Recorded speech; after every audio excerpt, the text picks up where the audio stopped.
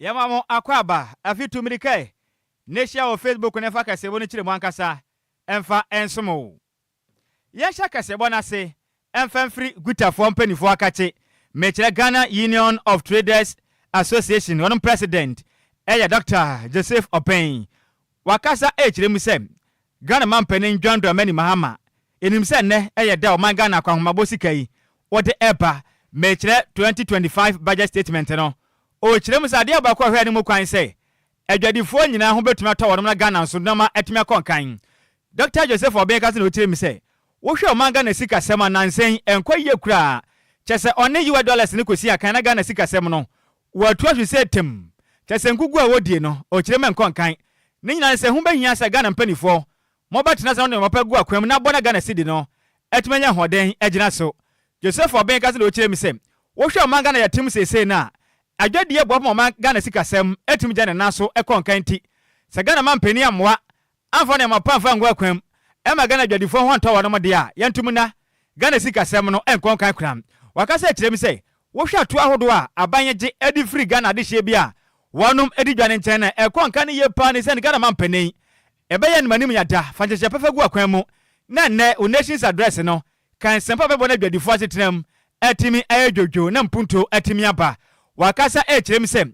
sese yekese de twawo bi ho ma Ghana mampeni ehu behia se obeyefo na bona dwadifo no mokọ matuma ha no mafiri se ne eto de na kwakọ ekoto bekuma Ghana ni kofo ne ma broche de abakro yi ma aba eto ba kopɛ da so no obeya ya obeto ne ma ne bewie ne wabɔ kase tam Dr. Joseph Obi kirem se Ghana mampeni ene wamonte onka ka sampa ba bona Ghana dwadifo ho atomante sa pa de a wono mani e ba bre wo so ye pa odensem sei e de to santrefo enim.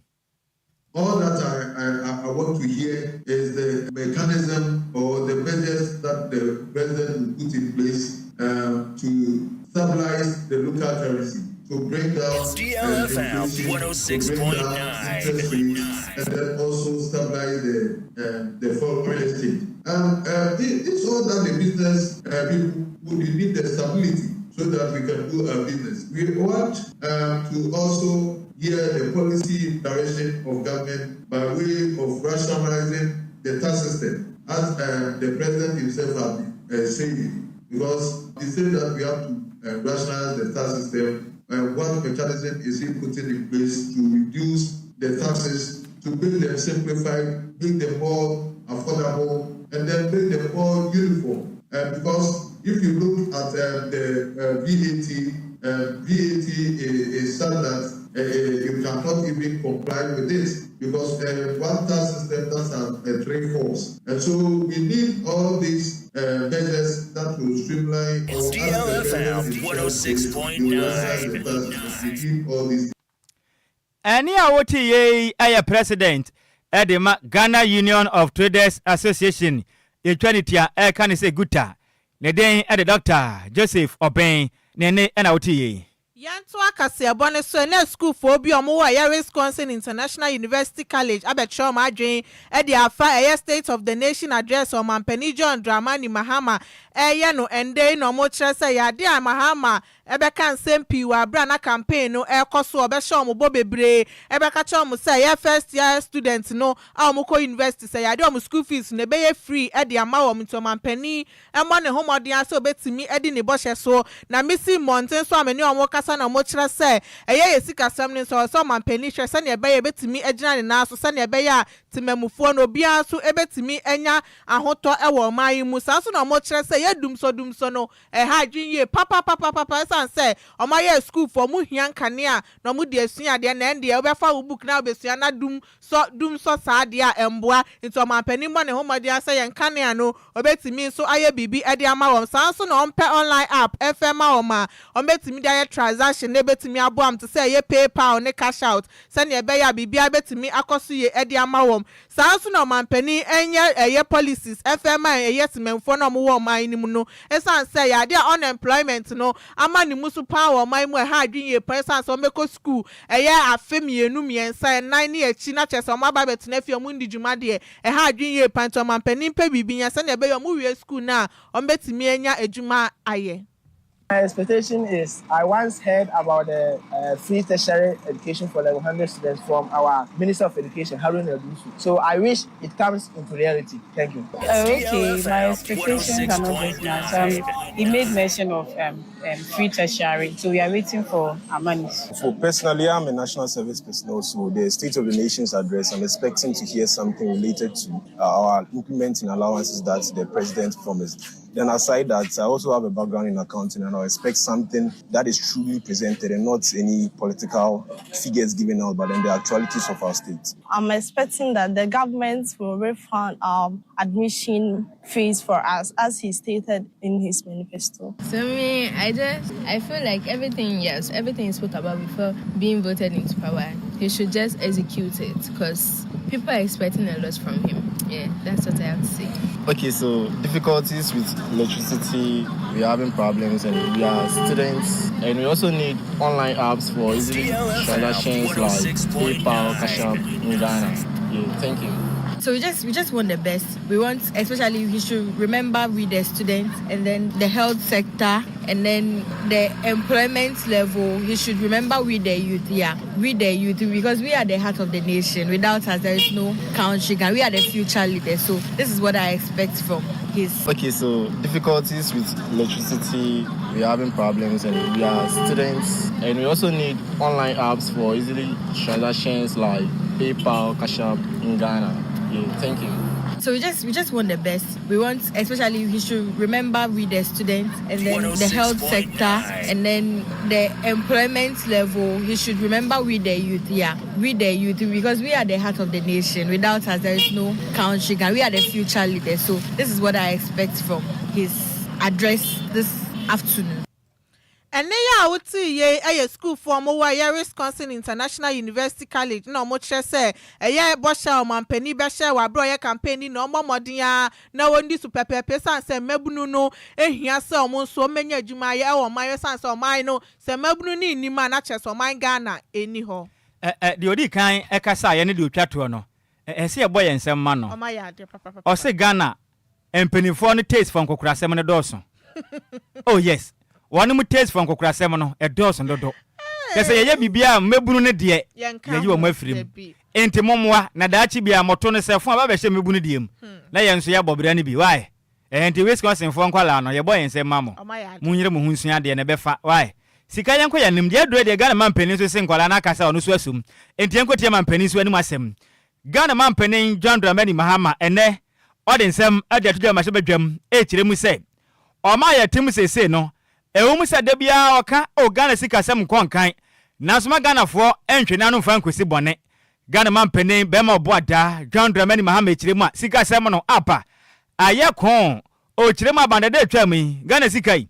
Wono matebe ne nyina da abom se to atafre dompani mu nya omekese ka prehwe ntua ho o kirema ma no pade nyamianim nukrani sa wa manka Ghana bebo se to Ghana mampani se wa de tudwa ne emna the first state of the nation's address ne second come so ba mampani de tudwa e wona ye watai e ye ogefo aboseme ne da etoso de no so na Ghana mampani John Dramani Mahama ga no kirem se oh wo hwe Ghana sika sampa ba bia do se ye dia oh wa dwonko enti o ma Ghana pa me di jai Ghana mampani dada na daga guvuado ntie ni anam Ghana mampani e kirem se Yankopon ya adoma obenembo some ne da etoso eye miensa ekopema nan no osofo hwe ma Ghana sika sem so me kire finance minister Dr. Atuba Forsen baba wonten so ne Ghana fo bedin komo aka ne ma hodo be bona Ghana sika sem etimi akonka me kire national dialogue na boadwe eboba tototo adwen ne tia baba ye nhyeche pama Ghana sika sem no etimi akonka yepam Ghana mampani say odi yaw every say Sikapa ni nyoma hodo odi ja bande de twam no oba ye ne se de o mana ye ne ye pa na Ghana sika sem no nyamyanim ne kurani yanka na kura fanchen sika sem no enya kura. Mr. Speaker, it is not my style to lament and shift blame when confronted with challenges.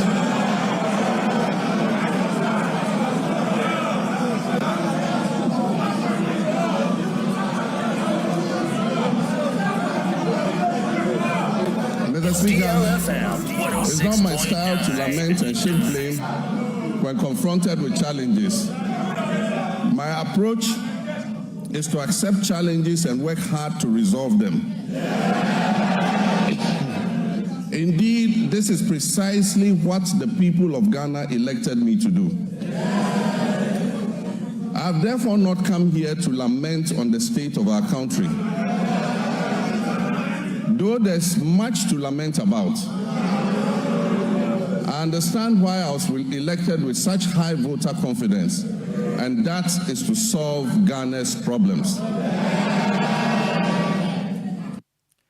Ghana man penny John Dramani Mahama wie ye pe e na osan kire mu sem yanka nkire Ghana fo nyina say e ma na otia banso so man penny no edu baabi dum so ba oman yi mu e ma Ghana fo adwadie fo dodo na ho kire no mu ye pa o kire mu say sa me no bo ho mode gyina ne mode mbo so etima dwunso no nyina na say dum so no nyina so tumi twaye e ma oman ye hum tumi to ye ye pa ne santi waye bida ne ma hodo ye ya etu atwa ename ka say Ghana fo ho to wo no no wabe no se dum so ebi nsi davin so Ghana sikasem ebekọ na nimti Ghana for enya ne mu arehye mu pa.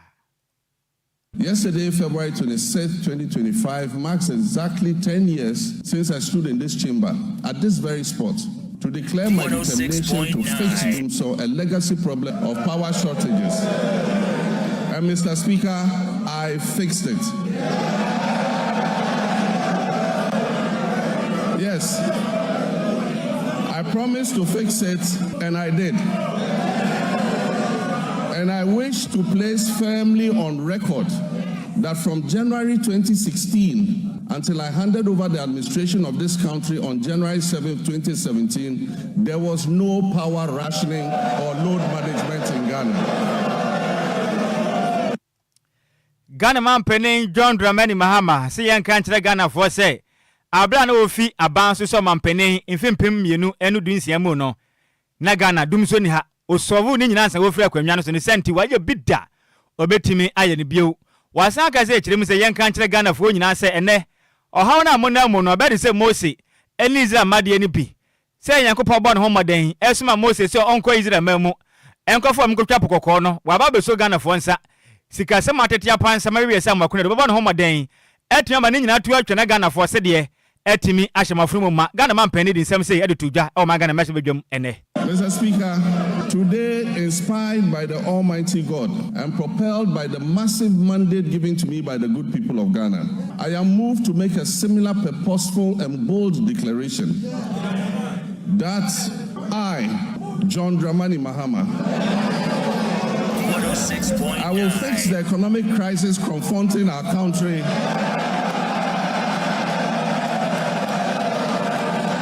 and reset it on a path of growth and prosperity. Any awoti Ghana man penny Bema wa boda John Dramani Mahama ere we kirem se Ghana fo yesika samne de se moto abade amani pa de onguma numa aseda se de tie bia no obesiesie ye momen ye ho etimi atenti sika Kwadwo Ghana man penny akasa State of the Nations address no bebe na no odi atudwa ni mrenso de aka na beba enti wasi esika samne de enye kura nyane de enye so no ehu bebi a Ghana ye du di osi enye kura na mama afenso no dumso no so na penso no osiesie kura enti se de Ghana abanada no beka so no mbe ye dumso no se enye o no na ye na ono na ye na omomode anonye maye na we de ebro ye so enche ye kura so se de Mose di Israel mananimu no odum betwa pokoko no enti munyabot mo mani ne barade a mani beje ho ne se aya na eto abawi a aya mpanifo ne kasa mo nkasa se de afi no mo ye campaign because omuni mama ni state nda dansa mo befa konwa no enti nya de hye mu sese yade a ye hwefuru mu nchen se monye eno na ye hia ye enu nti na Ghana fo nyina coast na nim koto aba enti ye mpese ye bete na dabi sika samne de enye nti na Ghana fo to aba nti Ghana mampani ya da so amenye hu no kure no enti yire ho bo adwuma na Ghana ha no eto ntwa ya da se bebre sika ko anim Johnson Esiamo na ye governor Edema Bank of Ghana Eden Sema Betudwa kire se ya de obehwebo kese pa de atotemamfo anim so obebo modern asegidi omowo we ye financial sector nim no ebetimi agina ni na se sanse owani suade hu se ba ye sika sema obetimi de afa ye financial governance digital transformation and sound economic policies bebre e de aba se na be ye sika sem no ebetimi akoyie into no de gidie pa ana oba ba build e wo yetememfo nim se ne ebe ye omo nso benya gidie wa Bank of Ghana mu se ye sikasem nso ebetimi akoye nim san so no mbema bibi ombeye bia emu beda honom e de amam timemfo no wahu ne ekọ ene ne ebe 99 omo sretememfo ne se omo momodia no munya gidie e wo mu san so no mo nta omo chi se ne ebe ya eye dwumadi a Bank of Ghana ebe di no betimi aye ne yie se ne ebe ya eye mpuntuo ebetimi aba omanyi mu. Of His Excellency the President, Ghana is embarking on an economic reset. This reset is about stabilizing the macroeconomy and addressing key issues such as high inflation, persistent fiscal deficits, and excessive debt levels. Achieving this stability will require monetary and exchange rate policy reforms, fiscal austerity measures, and debt restructuring to reduce fiscal risks and create a stable economic environment. Excellencies, we are meeting today at a pivotal moment in our nation's economic history. The challenges before us require decisive leadership and prudent macroeconomic policies to reset the economy. Indeed, the Bank of Ghana is a key institution in this agenda to reset the economy and must remain steadfast in its mission to maintain price stability, ensure a sound financial system, and support economic growth. Your Excellency, as a governor, our focus will be on 6 priority areas, and permit me to touch on each of these. First is the need to recalibrate our monetary policy strategy. Our second priority is on the need to preserve exchange rate stability and limit excessive volatility in the rates. The days of currency speculation and exchange rate instability must come to an end, and we are poised to ensure just that. In this regard, Your Excellency, the Bank of Ghana under our leadership will engineer a well-functioning and stable foreign exchange market to support economic activity. My fourth priority, Excellency, is on the need to boost financial inclusion and innovation to promote inclusive economic growth. And ya uti ye Johnson Siamo na governor Edema Bank of Ghana.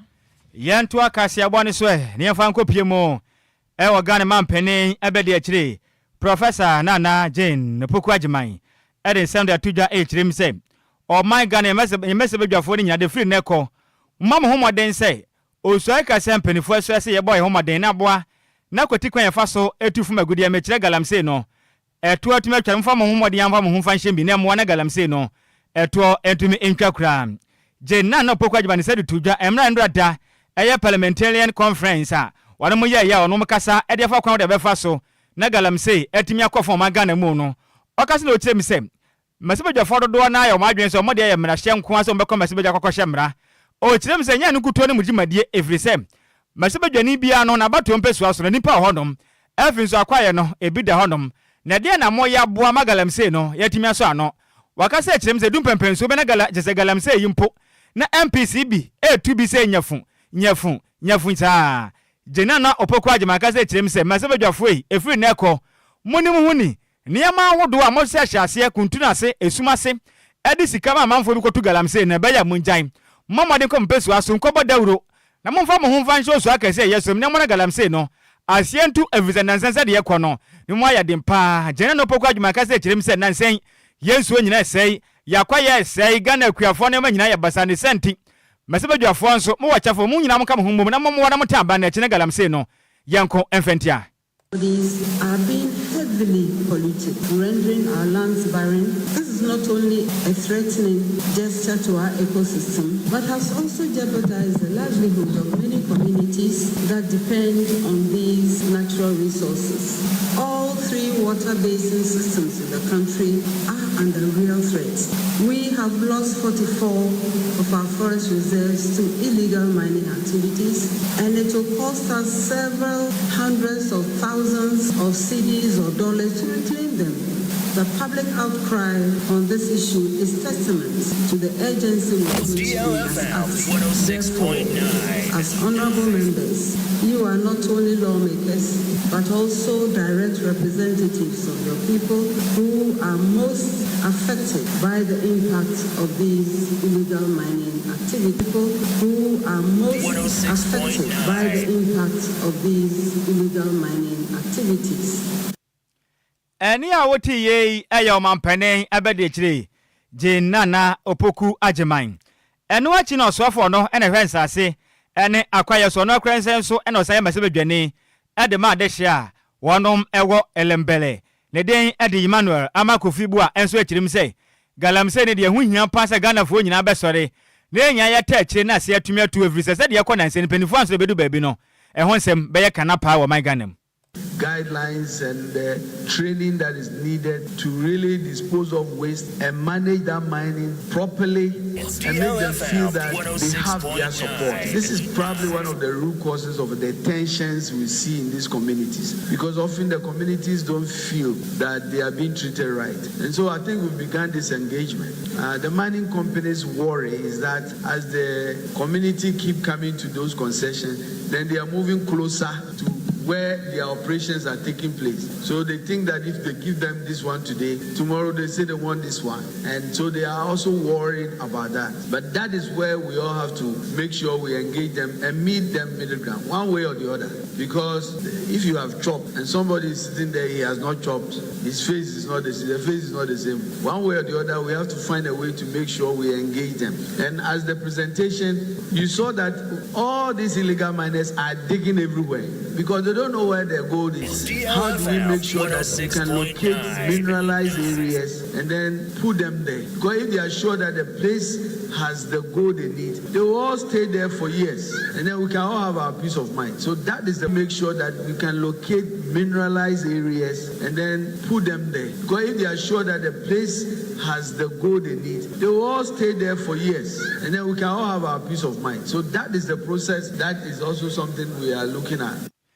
Eni awoti oswafo no ene hwe asase ekwaye ene efom agudie eso ne den ede Emmanuel ama kofibua ne kwakura mo no ene masebedwam acha mehene ne den ede right honorable Kings for Sumanaba Benso James ono so wansam kan send yama ne kwan no no so enchire na adwen. Afford to turn a blind eye to the devastation that this type of mining has brought upon our lands, our forests, and our water bodies, and in fact, our food crops. As members of parliament, we hold a sacred duty to ensure that the resources in our constituencies are managed responsibly and sustainably for the benefit of present and future generations. The fight against this culture of artisanal and small-scale mining is not the responsibility of the sector minister and his public servants alone, or that of the government. It is a collective responsibility that requires the commitment of all of us. We encourage foreign investors to take over the concessions, mine, and take away our precious gold, and that one is lawful. It's not illegal. But when our own people struggle to create jobs for themselves, struggle to survive in spite of the dangers that they know they are facing, you call that illegal and you go to shoot them on sight. Please, this is a mark of a serious indictment on leadership. Let me be unequivocal in stating that Parliament will not tolerate any member of Parliament, regardless of your position. Any awoti masebedwam acha mehene ne den the right honorable Kings for Sumana Aban Baben. Ne na awoti se wo kirem se wo masebedwane e beche opa se utu galamse no muso mu a asme besi kurom ha no emfa no di bi ekura waso ebeye hyepa mu kiremu ene ye de asumwe Yanto akase abone so na okwa china kroma no wo aya jesu municipality no wo aya asantime mu mabomodin atimi abie abia for public toilet no amohwe anim se betimi aboa no mahunidie ho nsem etimi akosoye no mo ne aye DLFM news anchor Nhyiraba Kwadwo Sammy B etwetwe nkomo na ye honorable Samson Kusion na ye assembly member e de match na kroma ye electoral area no so wogidie pa sai abia for public toilet betimi aboa wo mesan se ade aba hundie ho nsem ama na ho mu ye papa na timemfo wo honom de bia na omo kasafa ho se obedu mbonto na chese fi anasa sebi omakọ eye omaje omunan e wo monte so na ha dwin ye papa ntisi omatimi asi abefo eye public toilet ama omu yidie ebetimi aboa mo so mapamudin etimi akoyie Whether Nananom, governmental committee as so that I know why I say, so that you room, you say a man or be a John, and yet room for 9, and then man so 9, baby, Jerry, anybody, a bedroom soon, you know, with my papa. Yaka is any Bian, Ubia, Obakosibia, over her say, Sebby, baby, also again, and I want to jowl 9 years. Baby, also was going to one album, so baby, I just will be Jerry, one album Jerry. See to me, and the dad said the Bianuya, you would just say, Adia Cochine Babanas is on it, and then there's a whole bambono, and 1 year for us. No baby was no one to me, Russell, and as the additions and the intimate air Nisunia, now I'm fatal. The best of my Ubia, Ubenia Quenya, a rank, a nice Ubia, the Pesse, which I would do Russell, and no Abeman of them. Ene ya uti ye eyo nyonyamfo Samson kusiona ya assembly member edima echina krom electoral area no wie na ye na osan krom na ye jasen he edima echina krom ejina ye traditional council fo nina anemu ekase eyetememfo ne mba omodin ase ya abefo public toilet ya yesi ama omi ombetimi ahwesu se ne ebe ya ebeche edi ama om Kami na osan krom ene echina krom jasen he na sabre emisi wala sabre ya kwa ya my big lady na atfafa na yehunu ya Ghana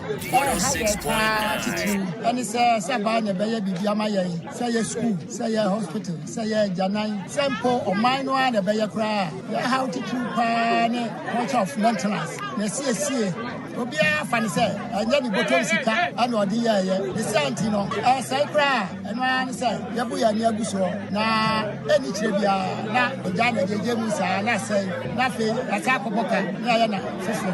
Yes, sir. Emwa, tabia na ye tu sikabu. 106.9. Ya Ghana we yes we. The we akọ amanchima. Ene ya uti ye na na osan krom na ye jase he edima achina krom na ne krakrabu na Mr John Boafo na ye unit committee chairman enso de nsem say etudwa. Kania na ye no na ano den kese kokwo bakra no bisa se baby aye no ya na udwane isa se unnim baby a wode na ekuro na ye fadie na we na yensa urade nam na dom so me yensa kan we no nyam se nti be ma obia na mo ahunu se ya na fadie ekone de bia na aye kese ama hoko ba no bisa se baby ejam na se baby ejare a wotre won sa unya baby a wode kire ti urade ene ye dana se wayi ye free sa ahohia no wayi ye free sa dadwe na kan na kadat atuna mai DLFM 106.9 na ye nyina so ye ta chiri no se obi eya asodin a 5,000 Ghana cedis. Ende ya uti ye Mr John Boafo na ye unit committee chairman edema achina krom. We ni jina we so Akwaje Aboafo nkrato ye ba kese bodi aka echebe kan ni nyina edi asomo.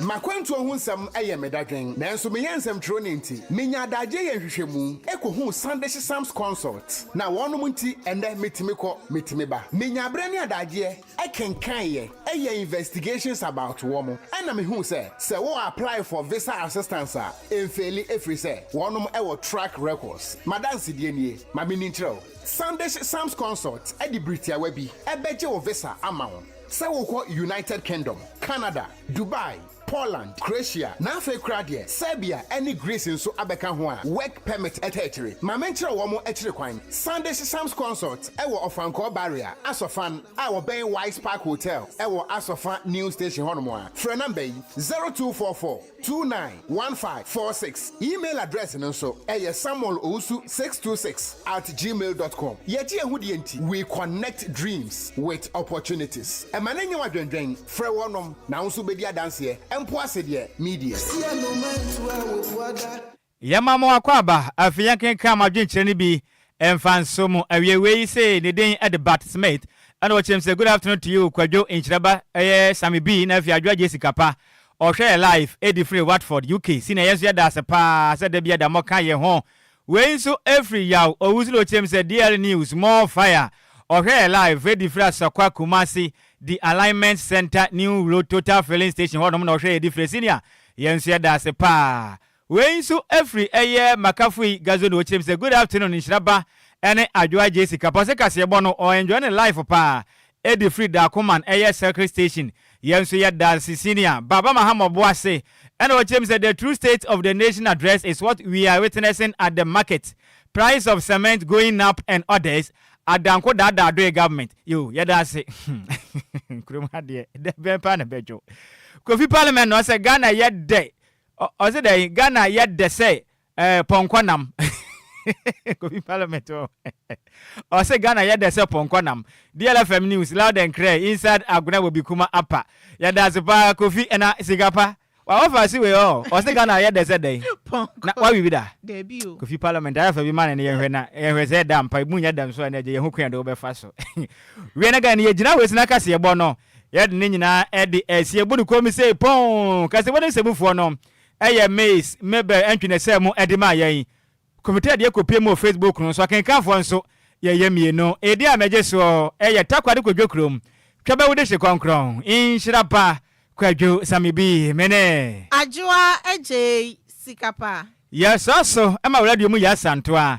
Na Adwoa Siki osenanna obetan na DL awadwumadie no. Atoa so ede ayi kofie na ye de ba ya. Dai. Wo say ya wada compound te na nya sem kuma ene dwuma de we so aba mwambetim ba bi nka montwe na nanda Siki no obai enkomode enya sem kuma di ala wadwuma de no se mamunyina mmo ene tia adehye Midimafo Pokwase Maira Accra Midimafo Pokwase Maira Accra